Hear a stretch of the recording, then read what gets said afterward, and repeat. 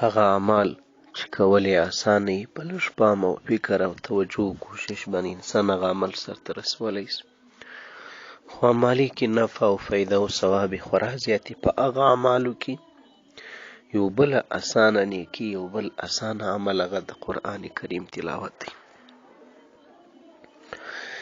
زما ګرانو عزتمندو مسلمانانو، قرآن کریم الله پاک جل شانه د پوره انسانیت لپاره د ټولو نه لوی انعام نازل کړی او رستولی دی.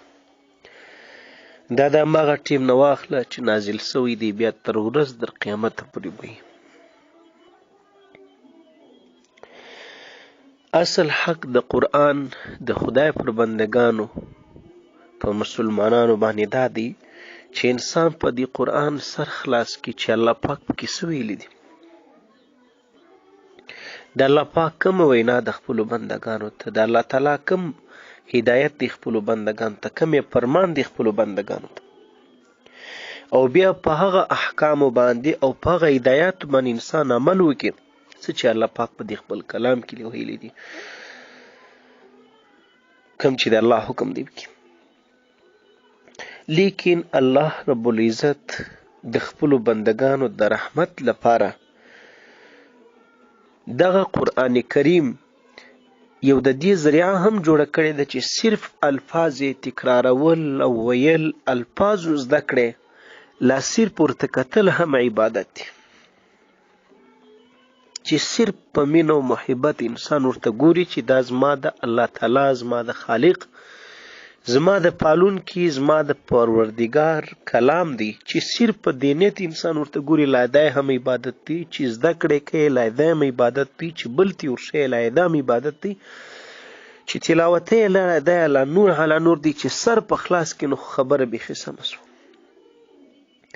همدغه قرآن دی چې د انسان د دنیا او د آخرت د عقبا، د حشر، د برزخ، د دې ټولو زندګۍ ضامن دی د کامیابۍ.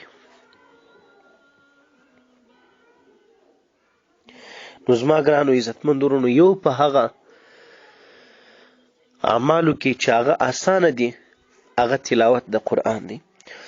دا قرآن کریم دا داسې کتاب نه دی لکه څنګه چې نور کتابونه. اوس که سړی په یو کتاب نه پوهېږي، د انګریزي کتاب دی چې نو څوک نه پوهېږي، ته یې ورکړه هغه چاته چې په انګریزي نه پوهېږي، نو هغه که ګرد ورځ هم دا کتاب وګوري هېڅ هم ترې اخذ نشي کولی، هېڅ فایده هم نشته ورته. هسې د عمر ضایع کول دي، هسې د خپل ټیم ضایع کول دي. خو دا کلام پاک قرآن مجید د خدای کتاب دا بیا داسې کتاب نه دی. د دې د راخستل هم عبادت، دا هم ستا لپاره پیدا، تلاوت یې هم عبادت، دا هم ستا لپاره پیدا. ای انسان، خدای تعالی د دې خدمت هم ستا لپاره پیدامن ګرځولی دی. د دې سره مینه او محبت هم عبادت، د دې ته کتل هم عبادت، د دې تلاوت هم عبادت. د دې په احکامو باندې عمل کول او نصیحت او وینا او هدایت ته غوږ نیول د ټولو نه افضلترین او بهترین عبادت دی.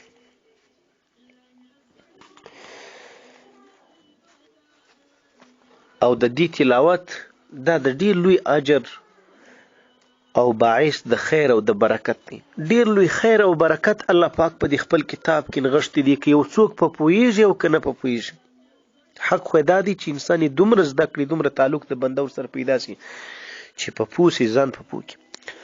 د سیدنا عبدالله بن مسعود رضی الله عنه مبارک نه روایت دی، وی رسول الله صلی الله علیه و آله وسلم مبارک فرمایل: من قرأ حرفا من کتاب الله فله حسنة والحسنة بعشر امثالها لا اقول الف لام میم حرف ولكن الف حرف ولام حرف ومیم حرف. د حضرت عبدالله بن مسعود رضی الله عنه مبارک نه روایت دی چې رسول الله مبارک فرمایل چې کچا یو حرف د قرآن کریم تلاوت کوي، هغو ته به د دې په بدله کې یو داسې نیکي ورکول کیږي چې لس چنده وي، یعنی پر یو حرف باندې لس نیکیانې. او زه دا نه وایم رسول الله مبارک وایي چې الف لام میم ګرد یو حرف دی، بلکې الف دا جلا حرف دی چې پر دې هم لس نیکیانې دي، او لام جلا حرف دی چې پر دې هم لس نیکیانې دي، او میم جلا حرف دی چې پر دې بیا لس نیکیانې دي.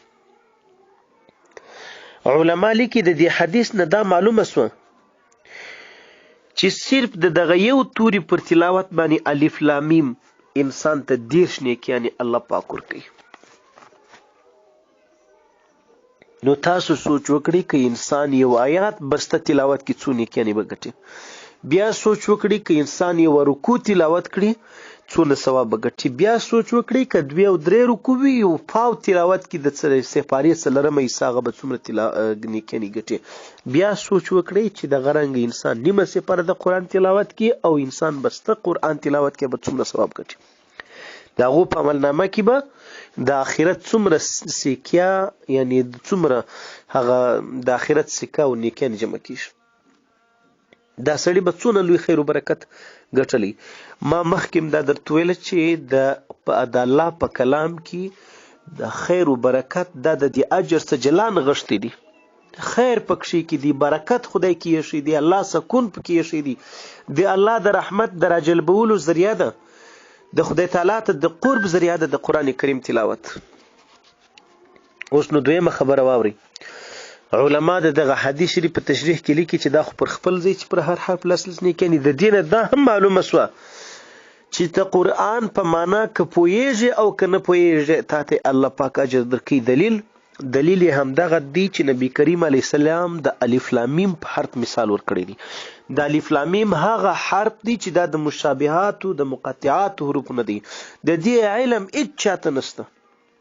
په دې یو الله ښه پوهیږي چې د دې نه څه معنا ده، څه مراد دی، څه مطلب دی.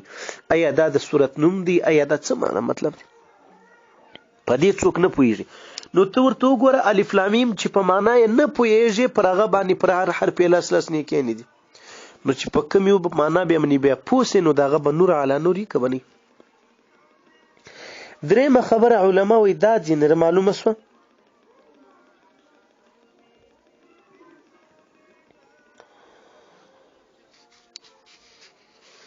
چې که دغه تلاوت د قرآن ته په یاد کوي او که په کتلو کوي، بېشکه په کتلو کې ډېر خیر و برکت او ډېر ثواب دی د ریاد.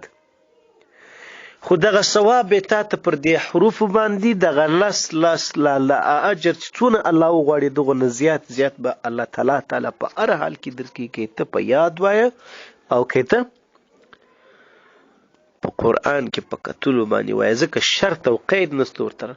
او دغه رنګه دا هم ورسره معلومه سوه د دې حدیث شریف څخه چې دا که ته په تکرار ووایه الف لام میم ذلک الکتاب لا ریب فیه هدی للمتقین، بیا د آیات تکرار کې الله پاک جل شانه بیا ثواب درکوي. بیا ولو که زر کراته تکرار کې. نو ګرانو عزتمند ورونو، اسیم د قرآن دا حق دی په مسلمانانو چې انسان د قرآن تلاوت کوي. علما پکې مختلف دي. امام ابو حنیفه رحم الله وایي کم سے 2 واره په کال کې انسان باید ختم کړي. نو اسیم داسې نه ده پکار چې هر مسلمان د ورځې په فعل او په شروع کې چې الله د خیر او د برکت ورځ وګرځي د قرآن په تلاوت د ورځ پیل کړي چې دومره لوی اجر هم پکې شته. خیر دی که چېرته ډېر مصروف ولې ته سهار وختي تللې لکه د اوس وخت کې لغړیان یا مثال بل چلی والا پر لارې چې ځي قل هو الله شریف خود یاده ده، ته خالي سوچ ورته وکړه چې په دې کې څو حروف دي. او دا که ته په تکرار ووایه که دا پاره کم ته ووایه ماخستن چې ویده کېږي چې وس دې ورسېږي ښه په ادب په احترام قرآن را اخله ورته ګوره وایه کتلې جلا عبادت دی. که دې چېرته وس نو پر لار روان وي نو هغه صورتونه چې ستا یاد وي هغه تلاوت وه. یو آیات ربي انی لما انزلت الیک من خیر فقیر، یو آیات چې ستا یاد وي هغه تکراروه. عزیزانو خبره بله واوري. هغه خبره دا ده چې د هر مسلمان باید یو څه ناڅه قرآن یاد وي.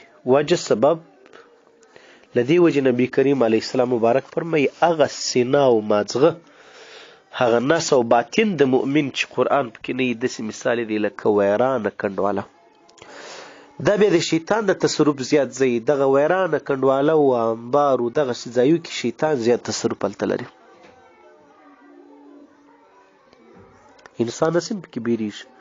له دې خاطر عزیزانو باید مسلمان ته یو څه ناڅه قرآن یاد وي. چې کله فارغه سوی هغه یاد قرآن تلاوت وه.